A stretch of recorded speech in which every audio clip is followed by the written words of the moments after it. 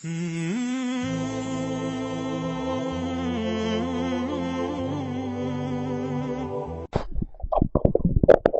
علیکم. بسم اللہ الرحمن الرحیم.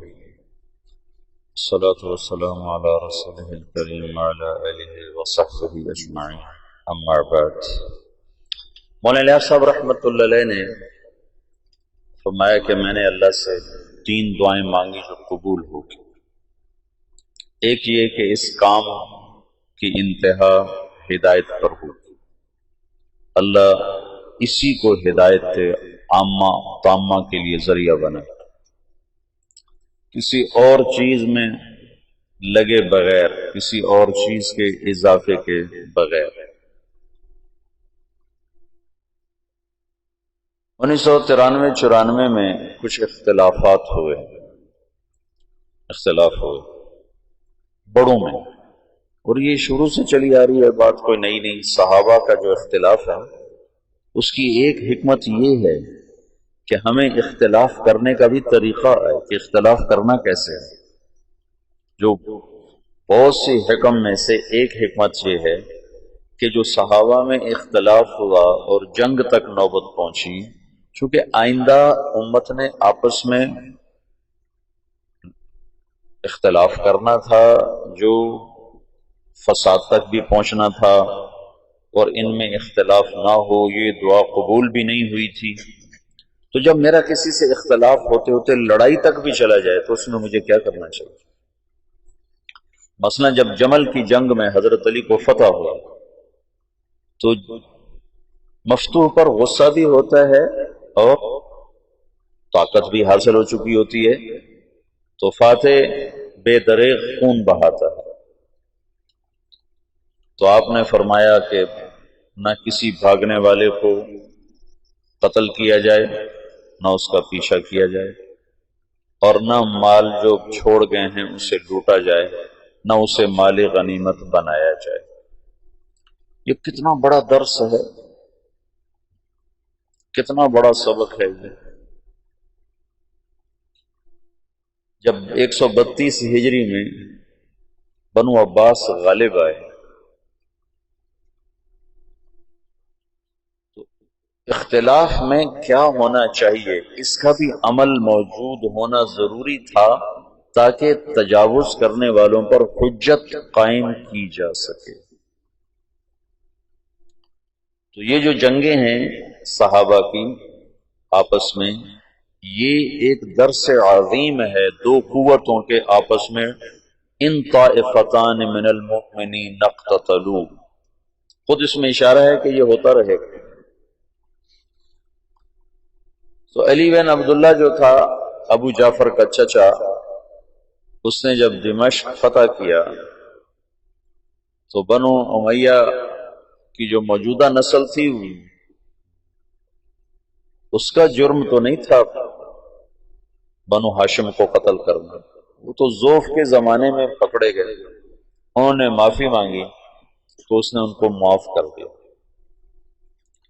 پھر ایک شاعر آیا اور اس نے آ کر امام زید بن زین العابدین کے قتل کا واقعہ اشعار میں بیان کیا، جو ہشام کے زمانے میں شہید کیے گئے، پھر ان کی لاش کو سولی پہ لٹکایا گیا. تو یہ حضرت زین العابدین کے بیٹے ہیں، ان کی والدہ سندھی تھی، سندھ کی لونڈیوں میں وہ آئی تھیں، اس سے وہ تھے. تو جو زیدی شیعہ ہیں جو یمن میں ہیں وہ امام زید کے پیروکار ہیں، وہ صحابہ کو برا نہیں کہتے اور اہل سنت والجماعت کے قریب ترین ہیں، قریب ترین. زیادہ سے زیادہ ان پر فسق کا حکم لگتا ہے یا مبتدع بعض چیزوں. اس نے وہ واقعہ اشعار میں جو بیان کیا تو 50 نوجوان تھے بنو امیہ کے اس وقت علی بن عبداللہ کے دسترخوان پر مدعو، تو اس نے ایک دم ان کے قتل کا حکم دیا، پھر ان کی لاشوں کو جوڑ دیا، پھر اس کے اوپر دسترخوان بچھایا، پھر ان کی لاشوں پہ بیٹھ کے کھانا کھایا. اوروں کو بھی بٹھایا، خود بھی نیچے ابھی کچھ مرے تھے، کچھ میں جان رمق واقتی تھی، وہ سسک رہے تھے، کراہ رہے تھے، اور وہ اوپر دسترخوان بچھا کے کھانا کھاتا رہا اپنے شرکاء کے ساتھ۔ حمص جب فتح کیا بنو عباس نے تو ان کا جو سالار تھا وہ شہر میں داخل ہوا تو رات کو گھر گھر سے رونے کی آواز آ رہی تھی۔ اس نے کہا یہ کیسی آواز ہے؟ کہ جن کے افراد جنگ میں قتل ہوئے ان کے بچے بیویاں مائیں رو رہی ہیں، کہ ان کا رونا بھی بند کیا جائے۔ تو اس نے ہر گھر میں گھس کر اس کے سپاہیوں نے عورتوں کو بھی قتل کر دیا، بچوں کو بھی قتل کر دیا، ماؤں کو بھی قتل کر دیا، بیویوں کو بھی قتل کر دیا۔ اب یہ پکڑے جائیں گے کہ ان کو معلوم تھا کہ جب آپس کا اختلاف ہو تو کہاں تک تلوار چلتی ہے۔ حجت قائم کر دی گئی۔ یہ حجت نہ ہوتی تو پھر کوئی کتنا بھی دور جا سکتا تھا۔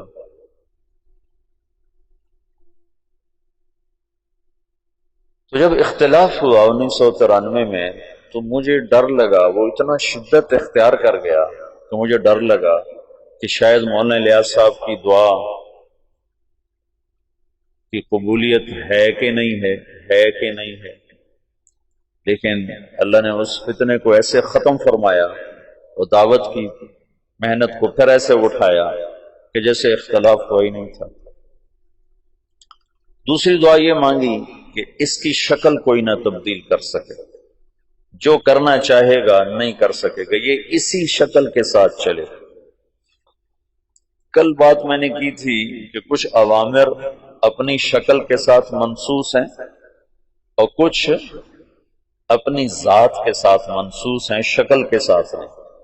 جیسے فَاسْأَلُوا أَهْلَ الذِّكْرِ إِن كُنتُمْ لَا تَعْلَمُونَ وَتَعَاوَنُوا عَلَى الْبِرِّ وَالتَّقْوَى وَلَا تَعَاوَنُوا عَلَى الْإِثْمِ وَالْعُدْوَانِ، اور ایسے بے شمار۔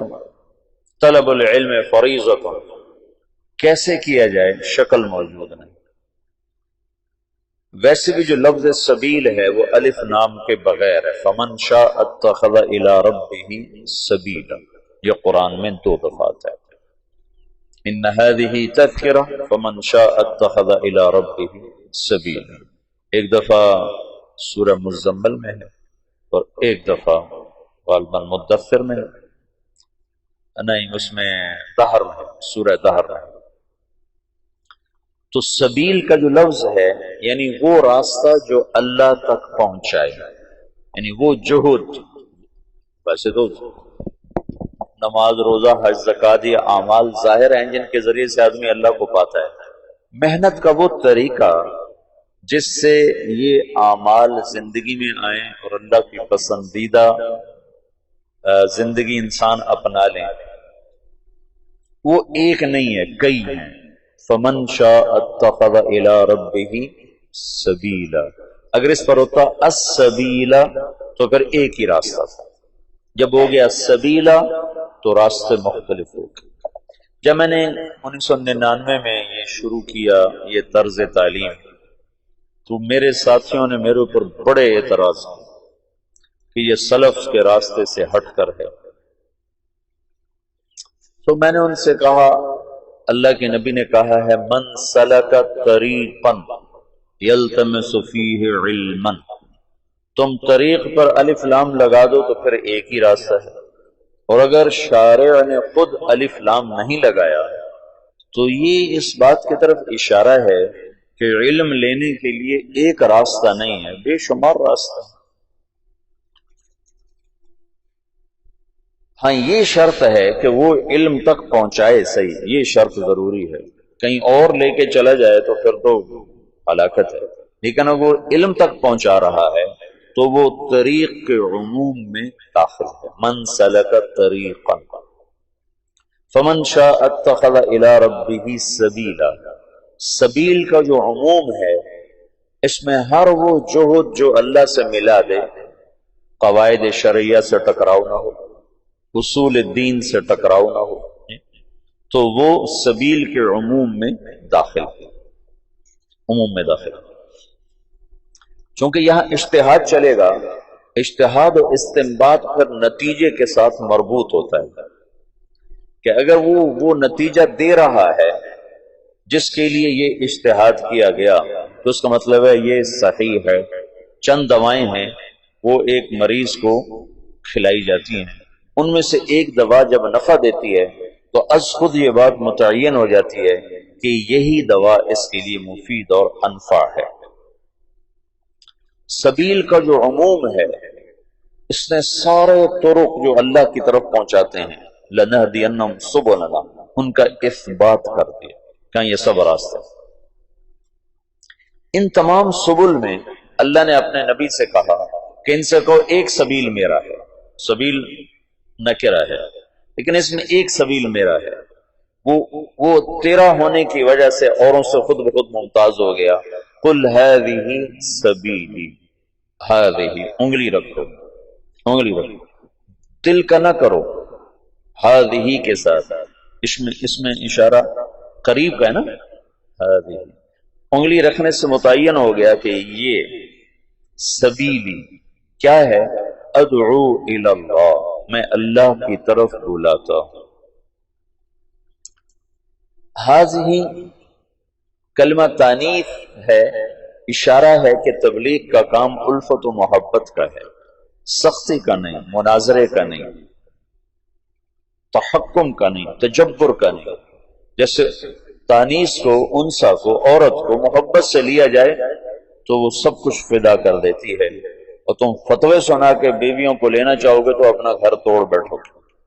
اگر ہم خامند بن کے دکھاؤ گے کہ ہم خامند ہیں، شریعت یوں کہتی ہے، سجدہ ہوتا تو صرف مجھے ہوتا، تو پھر تم اپنی بیویوں کو باغی بنا دو گے۔ اور اگر محبت کے راستے سے لوگے تو سب کچھ قربان۔ تو ذکر و انثیٰ اس میں برابر ہیں، لیکن مرد پھر بھی کچھ سختی برداشت کر جاتے ہیں۔ عورت کا مزاج بہت نازک ہوتا ہے، وہ ذرا بھی سختی برداشت نہیں کر سکتی۔ تو هذه میں اشارہ ہے کہ یہ کام الفت و محبت سے چلتا ہے، یہ ڈنڈے سے نہیں چلتا ہے۔ پھر هذه سبیلی میں ایک خبر کے ساتھ اظہار فخر بھی ہے کہ اگر تمہیں اپنے راستوں پر فخر ہے تو هذه سبیلی، میرا بھی یہ راستہ ہے، یہ میرا راستہ ہے، یہ میرا راستہ ہے۔ سمجھ لو اس میں لہجے میں اٹھانا، جیسے بڑی گاڑی والا کہتا ہے یہ میری گاڑی ہے، میں ایک مثال دیا کرتا ہوں، یہ میری گاڑی ہے۔ تمہارے کئیوں کے پاس سائیکل ہیں، تم کہتے ہو یہ میرا سائیکل ہے، کہتے ہو؟ تم تو ویسے ہی تواضع میں مر جاتے ہو کہ مجھے سائیکل ہے، چہرے پر بھی تواضع آ جاتی ہے۔ هذه سبیلی، اس میں ایک اظہار فخر ہے کہ کہو میرے نبی یہ ہے میرا راستہ، ادعو الی اللہ۔ تو سبل سبیلا میں ایک سبیل اللہ کے نبی کا ہو گیا تو اپنے آپ ممتاز ہو گیا، اپنے آپ اونچا ہو گیا۔ علی بصیرت، اس راستے کی سواری کیا ہے؟ بصیرت، پیسہ نہیں، ڈگری نہیں، سند نہیں، بصیرت، شکل و صورت نہیں، بصیرت۔ بصیرت صفات کے مجموعے کا نام ہے، اس کا کوئی ایک مطلب نہیں کہا جا سکتا۔ بیگ اٹھا لو، بھائی بیگ ہے، کہتے بھائی بیگ اٹھا لو، تو خالی بیگ مراد ہے یا اس میں چیزیں بھی ہیں؟ خالی بیگ کو لے کر کیا کرو گے چلے میں؟ بھائی ایک بیگ بھی ساتھ لے لو، ہم کہتے ہیں بھائی ایک بیگ لے لو، تو بیگ سے مراد ہے کہ خالی بیگ اٹھا کے چل پڑو۔ بیگ کے لفظ میں ساری چیزیں آ گئیں خالی بیگ کہنے سے۔ بصیرت یہ 6 نمبر کا مجموعہ بصیرت، یہ 6 صفات اور جتنی صفات ایمان ہیں ان سب کے مجموعے پر بصیرت کا لفظ میرے خیال میں آنا چاہیے، علی بصیرت، کہ اس راہ کا جو مسافر ہے اس کی سواری پیسہ نہیں، ڈگری نہیں، اس کی سواری صفات ایمان ہے۔ پھر یا رسول اللہ آپ اکیلے ہو کر؟ نہیں، اکیلے نہیں، امت کو شریک کرنے کے لیے آنا کا اضافہ ہے۔ آنا جیسے ریلوے انجن آ کر ڈبوں کو پکڑتا ہے، اس میں ایک ہک لگا ہوتا ہے، وہ آ کر ایسے ڈبوں میں فٹ ہوتا ہے اور سارے ڈبوں کو کھینچ کے کراچی لے جاتا ہے۔ تو یہ انا وہ حق ہے جو ایسے آ کے پوری امت کے ڈبوں میں پھنسا ہے. وَمَنِ اتَّبَعَنِي، جو میرے اتباع ہیں، اور جو یہ کہتے ہیں ہم اتباع محمد صلی اللہ علیہ وسلم ہیں، ان کا کام بھی دعوت اللہ ہے. وَمَنِ اتَّبَعَنِي، اکیلا نہیں ہوں، میرے ساتھ میری امت شریک. وَسُبْحَانَ اللَّهِ، پہلے اللہ یہاں لے گیا داعی کو، یہاں دعوت جیسا کام ہی کوئی، دعوت جیسی جہد ہی کوئی، کہ یہ نبیوں کا اور نبیوں میں آخری نبی کا بطور فخر و تباہی یتباہا بہی، یتباہا بہی، بطور تشکر اور تفاخر ہے کہ اللہ نے مجھے یہ عزت والا کام دیا ہے. تو کہیں میں بھی اپنے آپ میں عجب میں مبتلا نہ ہو جاؤں تو وسبحان اللہ، وسبحان اللہ. سبحان اللہ کا مطلب کیا ہے کہ یا اللہ تیری طرف بلانے کا حق کون ادا کر سکتا؟ تو سبوح قدوس، میں عبد ضعیف، میں تیری تقدیس و تحمید و تحلیل و تکبیر اور تیری طرف بلانے کا حق میں کہاں ادا کر سکتا ہوں؟ وسبحان اللہ، اللہ کی تنزیہ اور اپنا اعتراف تقصیر کہ اللہ میں مقصر ہوں، میں معترف ہوں. ابوء لک بنعمتک علی و ابوء بذنبی. وسبحان اللہ، کہ میں بڑا نہیں ہوں، کام بہت بڑا ہے اور میں اس کا حق ادا نہیں کر سکتا. اور اس جہد کی ادائیگی میں کس مقام پر کھڑا ہوں؟ وما انا من المشرکین، میں 33 نمبر پر کھڑا ہوں. 33 نمبر. آپ میں پاس والا کتنے نمبر کو کم رکھوں؟ 40. جو لڑکا 40 نمبر لیتا ہے وہ کوئی زیادہ خوش نہیں ہوتا ہے، نہ ہی اس کے استاد اس پہ خوش ہوتے ہیں، نہ وہ اپنی ذات میں خوش ہوتا ہے، نہ اس کے ساتھیوں میں وہ کو قابل فخر ہوتا ہے. ہمارے اسکولوں میں 33 نمبر ہوتے ہیں. 33 نمبر والا ایسا پاس ہوتا ہے کہ اسے پاس ہونے کی مبارکی نہیں دے سکتے. وہ مبارک ہو، آپ پاس ہو، کہتا جی کی پاس ہے، بس ایم ہی ہو گیا.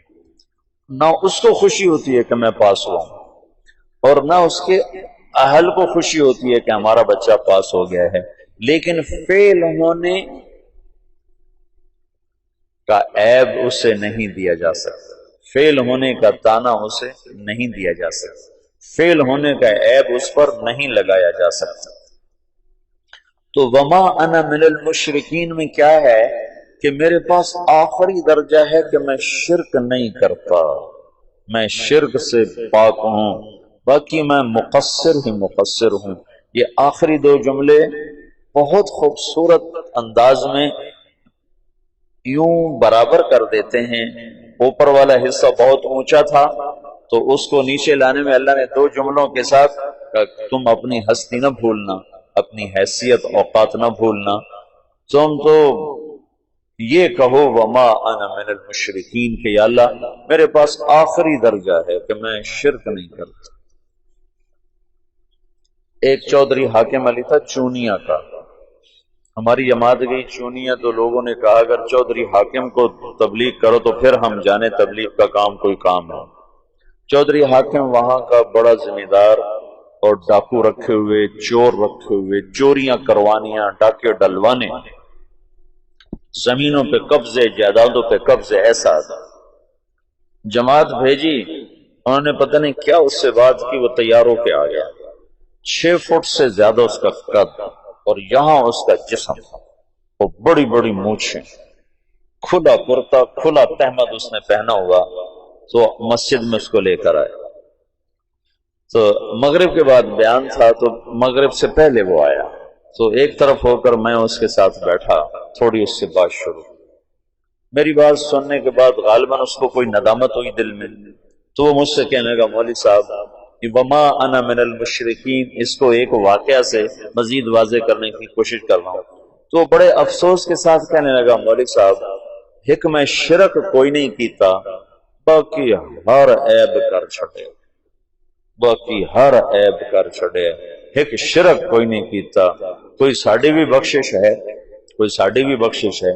وما انا من المشرکین کی جو کیفیت میں ہوتا ہے وہ متواضع ہوتا ہے، وہ جھکا ہوا ہوتا ہے، وہ پسا ہوا ہوتا ہے، وہ فخر نہیں کرتا ہے.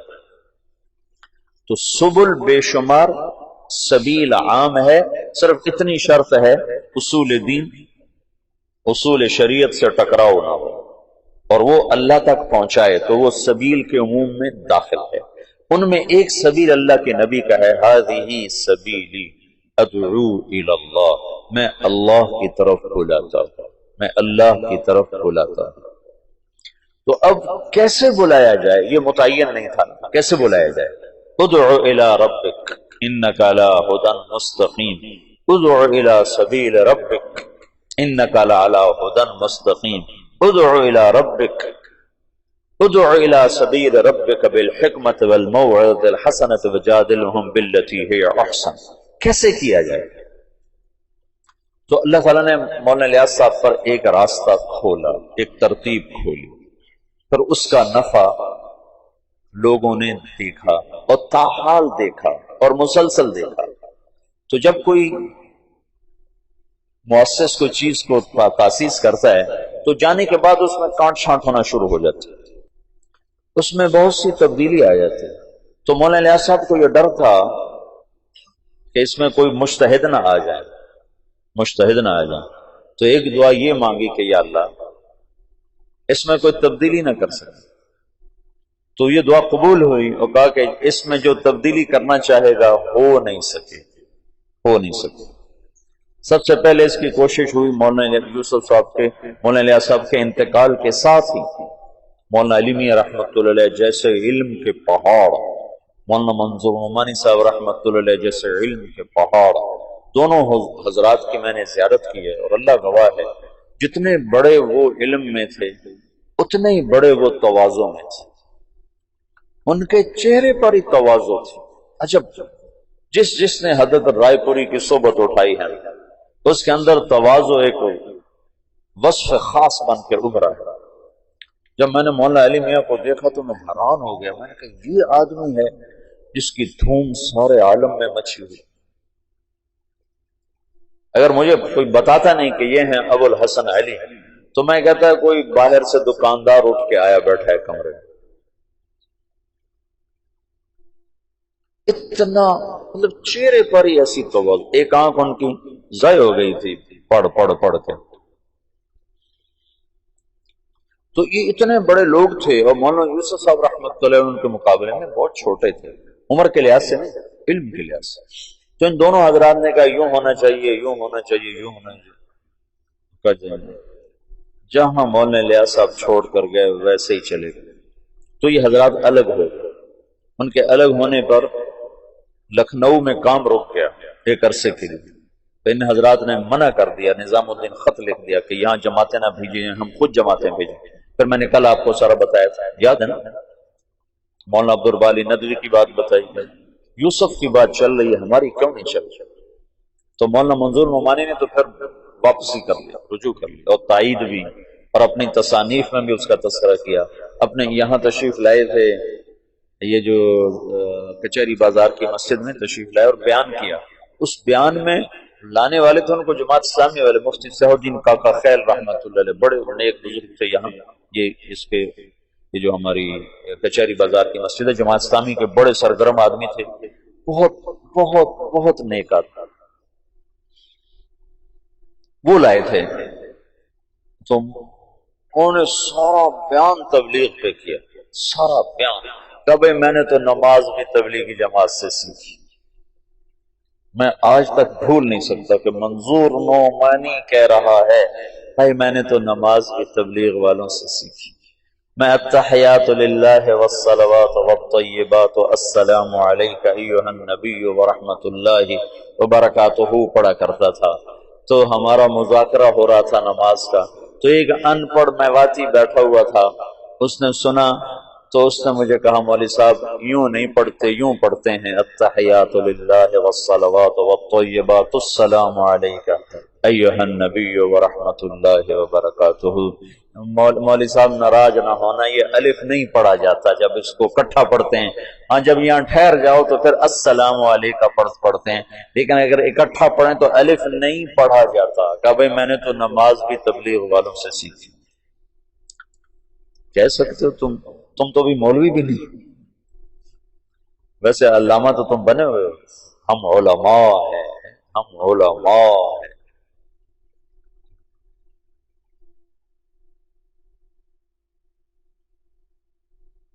کہ بھائی میں نے تو نماز بھی تبلیغی جماعت میں سیکھی، انہوں نے مجھے اتحیات پڑھنے سکھائی، ان کا رجوع ہو گیا تھا. لیکن مولانا علی میں رحمت اللہ علیہ بعد میں زبانی تو تعریف توصیف کے کلمات فرماتے تھے، لیکن کسی کتاب میں انہوں نے کوئی اشارہ نہیں کیا.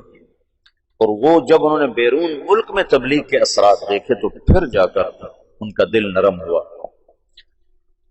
اچھا وہ تو خارجی حیثیت تھی. 1996 97 98 میں تبلیغ کے روح رواں لوگوں نے تبلیغ کے نظام کو بدلنے کی کوشش کی. روح رواں جن پر تبلیغ گھوم رہی تھی، جو وہ اور تبلیغ ایک ذات بن جائیں، ان لوگوں نے اس کو بدلنے کی کوشش کی اور سارا زور لگا دیا. تو پھر مجھے مولانا الیاس صاحب کی یہ بات یاد آئی کہ یہ کام میں کوئی تبدیلی کرنا چاہے گا تو ہو نہیں سکے. تو میں نے کہا اب تو ہو رہی ہے، اب تو امیر کارواں خود کر رہا ہے، اب کیسے نہیں ہوگی. اوہو، لیکن جیسے سپرنگ ہوتا ہے نا، اس کو جتنا کھینچو جب چھوڑو تو پھر واپس اپنی جگہ پہ چلا جاتا. تو کو 5-6 سال 96 97 98 99 2000 5 برس مسلسل پورا زور لگا کہ اس میں کچھ تبدیلی کی جائے، اجتہاد کیا جائے. یہ ٹھیک نہیں، یہ ٹھیک نہیں، یہ کیوں جائے، یہ کیا جائے، یہ کیا جائے. اور کرنے والے اعلیٰ سطح کے. تو وہ اس بندے الیاس کی دعا قبول تھی، اس کو اللہ نے اسی نہج پر رکھا تو وہی گشت ہے، وہی تعلیم ہے، وہی بیان ہے.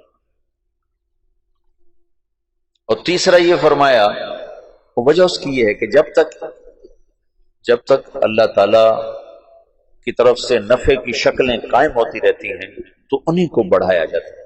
نظام الدین سہالوی صاحب کا انتقال ہوا تھا 1747 میں. 1747 ہم نے بہت کچھ بدلا، لیکن ابھی بھی زیادہ انہی کی صرف ابتدائی عربی کا نصاب بدلا ہے. قدوری نظام الدین سہالوی کی تجویز کردہ ہے اور ہدایہ نظام الدین سہالوی کی تجویز کردہ ہے، اور اوپر والی اصول فقہ اصول حدیث کی کتابیں ساری ان کی تجویز کردہ ہیں، اور یہ احادیث کی کتابیں ساری انہی کی تجویز کردہ ہیں. 1747 1847 1947 2010 کوئی 250 برس گزر چکے ہیں. اس شخص کی تجویز کو اللہ نے پسند کیا اور اسی پر بنیاد بنتی جا رہی ہے.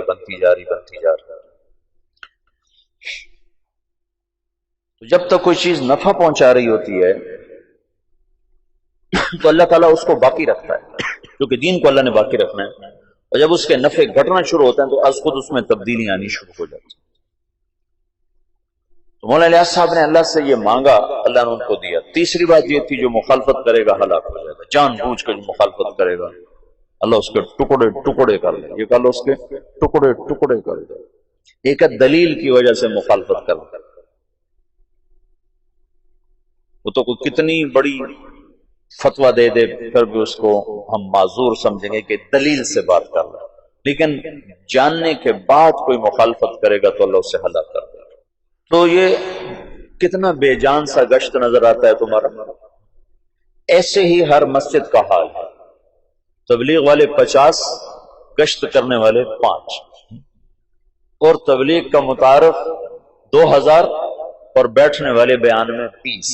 یہ آپ سارے فیصل آباد میں جاؤ، آپ کو ہر مسجد میں گشت نظر آئیں گے، تھکے ہوئے مرے ہوئے. بولنے والے بول رہے ہوتے ہیں کہ جلدی سے کہیں بولو کون کون تیار. چونکہ آگے بیٹھنے والے جو سارے مراقبے میں بیٹھے ہوتے ہیں تو بیچارہ بولنے والا کیا بولے. سارے جو سر جھکا کے بیٹھے ہوتے ہیں تو بولنے والے کی ویسے ہی ہمت ختم ہو جاتی ہے. تو دیکھنے میں یوں نظر آتا ہے کہ یہ کیا مرے مرے گشت ہے، اس سے تو کچھ بھی نہیں ہونا چاہیے. لیکن جب اجتماع ہوتا ہے تو لوگ کہاں سے آ جاتے ہیں. جب ہم دنیا میں پھرتے ہیں تو وہاں اس کے اثرات کیسے نظر آ جاتے ہیں. ساری دنیا میں یہاں یہ پیچھے عصر کے بعد چل رہا تھا، 3 نوجوان آئے. میں نے کہا کہاں سے آئے؟ کہا جی ہم اسپین سے آئے ہیں. میں یہ سمجھا یہ اسپین سے آئے ہیں، اسپین، یہ ہسپانیہ، اٹلی کی، یہ فرانس کے ساتھ. تو مجھے یہ، میں نے کہا پاکستان میں کہاں کا ہوگا؟ جو گجرات ہے. تو میں یہ سمجھا کہ یہ ان پڑھ لوگ ہیں، مزدور. تو اسپین کو اسپینے کہہ رہے ہیں، پنجاب میں اسپینش آئے ہیں، اسپینش. اس میں میں ناروے گیا تو ایک ہماری وہاں رشتے، میرے ماموں کی بیٹی رہتی ہے، تو کہنے لگی ویکھیا ساڈا ناروا. میں کہا ویکھ لیا ناروا. ویکھیا ساڈا ناروا، میں کہا ویکھ لیا تیرا ناروا. میں کہا یہ ان پڑھ ہیں تو یہ اسپین کو اسپینے کہہ رہے ہیں. لیکن پھر مجھے خیال آیا، میں نے کہا بھائی کہاں سے آئے ہو؟ کہا جی اسپینے سے آئے. پھر ان کا اسپینے سے. پھر مجھے شرم آئی کہ میں ان کو ٹوکوں، پتہ نہیں یہ غلط کہ میں غلط. میں نے تیسری دفعہ کہا، میں نے کہا کہاں سے آئے ہو؟ تو وہ سمجھ گئے کہ ان کو پتہ نہیں چل رہا. تو کہنے لگے مولانا صاحب اسپینے ایک جزیرہ ہے جو جاپان سے بھی اوپر ہے، جاپان کے اوپر، امریکہ کے تابع، اور وہاں سے آئے ہیں. وہاں سے جاپان سے 3 گھنٹے کی فلائٹ ہے. تو میں نے کہا ادھر کدھر آ گئے؟ میرے پاس کیسے آ گئے؟ کہا جی آپ کی کیسٹیں وہاں بھی چل رہی. ادھر کیسے چل گئے؟ کہا ادھر تبلیغ کا کام ہو رہا ہے. میں نے کہا وہاں کون پہنچ گیا؟ پاکستان سے. تو میں آج پہلی دفعہ اسپینے کا نام سن رہا ہوں. کہا جی آسٹریلیا سے جماعتیں پہنچی وہاں چلے چلے، کیونکہ آسٹریلیا وہاں سے قریب ہو جاتا ہے. آسٹریلیا سے وہ جزیرہ کوئی 4 گھنٹے کا جہاز بن جاتا ہے. کہا جی آسٹریلیا سے جماعتیں ہمارے پاس آئیں، ہماری ساری راتیں کلب میں گزرتی تھی، ناچ گانے میں گزرتی تھی. اور وہاں بہت بڑی جامع مسجد ہے اور اس میں کوئی 1 لاکھ کی آبادی ہے، 10-15 ہزار مسلمان ہیں. اب ان کی راتیں کلب کی بجائے مسجد میں گزرتی. اور ہمارے امام صاحب ہیں بنگالی، وہ کہیں سے آپ کی کیسٹیں لائے تھے جب بنگلہ دیش گئے تھے، تو اس کے بعد سے آپ کی کیسٹیں وہاں بہت چل رہی ہیں. اور آس پاس جتنے جزیرے ہیں سب میں تبلیغ کا کام ہو رہا ہے. اب بتاؤ کوئی مدرسہ یہاں تک پہنچ سکتا ہے؟ کوئی خانقاہ یہاں تک پہنچ سکتی؟ اور دیکھنے میں یہی گشت تمہیں نظر آ رہے ہیں. تم بازی نظر میں دیکھو گے تو کہو گے یہ کیا ہے. خود اپنے آپ کو بھی کئی دفعہ خیال آتا ہے. لیکن جو چیز اللہ کے ہاں قبول ہو جاتی ہے اس کے اثرات بارش کے قطروں کی طرح آہستہ آہستہ آہستہ پڑتے رہتے ہیں اور بات آگے چلتی رہتی ہے. سارے عالم کے انسانوں تک اللہ تعالیٰ نے اپنے پیغام کو پہنچانے کی ایک شکل قائم فرما دی. تو میرا یہ جی چاہتا ہے کہ تم انشراح صدر کے ساتھ اس میں چلو. تو یہ صفات کو سیکھنے کی محنت ہے. اگر تو تبلیغ کا کام صرف تقریر کی محنت ہے پھر تو تم میں سے کسی کو جانے کی ضرورت ہے. اگر معلومات کی محنت ہو پھر بھی تمہیں جانے کی ضرورت نہیں کہ تمہیں تبلیغی معلومات ساری حاصل ہیں. تم 6 نمبر پر تقریر کر سکتے ہو، تم بعض بچے بہت اچھی کر سکتے ہوں، لیکن یہ ان 6 صفات کو اندر اتارنے کی اور پورے عالم میں پہنچانے کی محنت ہے. اور ابھی پاکستان میں بھی ایک بے بہا خلقت ایسی پڑی ہے جو تبلیغ کے کام سے ناآشنا ہے، جنہیں پتہ ہی کوئی نہیں تبلیغ کیا کام ہے. اور سارا عالم تو پھر سارا عالم ہے. یہ ایک رخ. دوسرا رخ میری ذات سے متعلق ہے کہ میں خود ان ایمانی صفات میں آگے بڑھنا چاہتا ہوں. صرف میں تقریر کے لیے یقین کی کلمے کی بات کرنا تقریرن نہیں ہے، قلباً چاہتا ہوں. نماز پہ صرف بولنا نہیں ہے، نماز پڑھنا چاہتا ہوں. علم پہ صرف تقریر نہیں ہے، علم کا تاثر چاہتا ہوں. ذکر پہ صرف بیان نہیں ہے، میں ذاکر بننا چاہتا ہوں. اخلاق پہ صرف گفتگو نہیں ہے، میں اخلاق والا بننا چاہتا ہوں۔ اخلاص کے صرف نقطے بیان کرنا نہیں ہے، میں مخلص بننا چاہتا ہوں۔ تبلیغ کی صرف قرآن و حدیث سے دلیل دینا نہیں ہے، میں تبلیغ والا بننا چاہتا ہوں۔ مولانا الیاس صاحب فرماتے تھے میں اس کام سے دو باتیں چاہتا ہوں، ایک اندر ایک باہر۔ اندر یہ چاہتا ہوں کہ اللہ پر مر مٹنے کے سوا ہر جذبہ ختم ہو جائے، اور باہر یہ چاہتا ہوں کہ اللہ کے نام کو لے کر دنیا کے آخری کنارے تک پہنچنے کی شکلیں قائم کی جائیں۔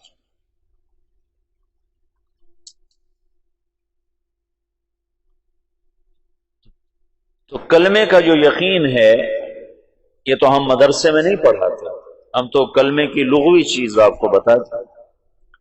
تمہارے استاد شیخ رمزی فرما رہے تھے کہ ان کے استاد صاحب نے لفظ اللہ پہ 1 مہینہ تقریر کی دارالعلوم میں، 1 مہینہ۔ یہ مشتق ہے کہ جامد ہے کہ پتہ نہیں الف لام کون سا ہے، اور یہ ولیحہ سے ہے علیحہ سے ہے، تو مدرسے میں تو یہ بتایا جائے گا، لیکن اللہ دل میں حرارت پیدا کرے یہ مدرسہ نہیں بتا سکتا، نہ یہ مدرسے کی زبان ہے کہ تمہیں ایسے اللہ بتائے کہ دل دماغ تمہارا ہل کے رہ جائے اور پر ہو جائے اس کی محبت سے۔ تبلیغ اللہ کی محبت تک پہنچنے کے لیے پہلے نمبر کی دعوت سکھاتی ہے۔ پہلا نمبر بولو،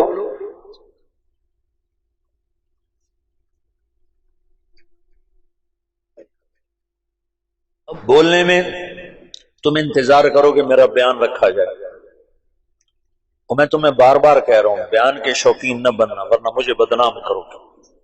میں پہلے بدنام ہوں تبلیغ میں، تم اور نہ مجھے بدنام کرنا کہ تم بیان کے لیے آگے آگے ہو جاؤ کہ میرا بیان رکھو، میرا بیان، پیچھے پیچھے رہو، پیچھے پیچھے رہو۔ طے ہو جائے کرو، نہ ہو تو کوشش نہ کرو کہ میرا بیان ہو۔ ہاں انفرادی دعوت سارا دن دو۔ یہ ابھی آخری سال کے بچوں کو میں بتا رہا ہوں کہ جب میری شادی ہوئی تو اس کے بعد رائمنڈ جانا مجھے لگے جیسے میں تھانے پہنچ گیا، دل ہی نہ لگے، اتنی وحشت ہو۔ گھر چھوڑنے کی وحشت میری ختم ہو گئی تھی جب میں 11 سال کا تھا، تو میرے ماں باپ نے مجھے لاہور داخل کرا دیا، تو وہ 2-3 سال میں روتا رہا گھر کی یاد میں، پھر میرا دل سخت ہو گیا، نہ ماں یاد آتی، نہ باپ یاد آتا، نہ گھر یاد آتا۔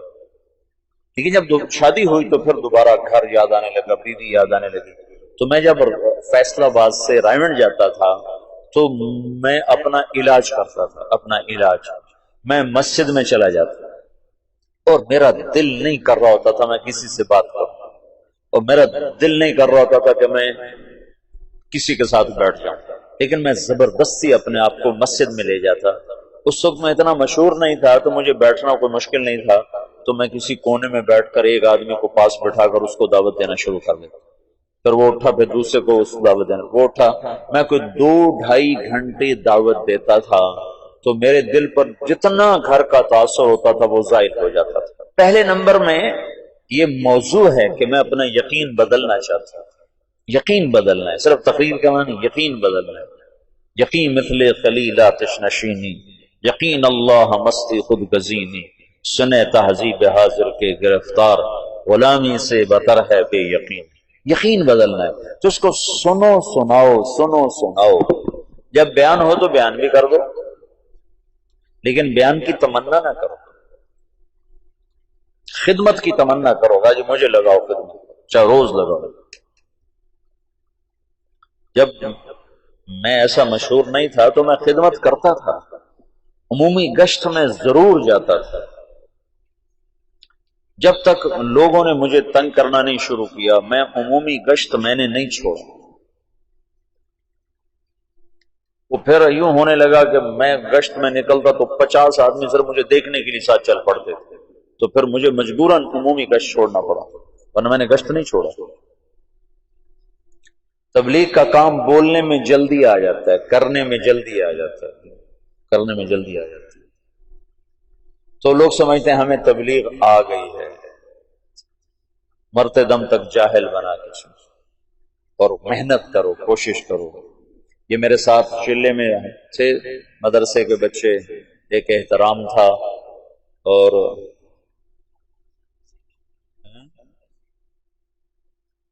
اور کون تھا؟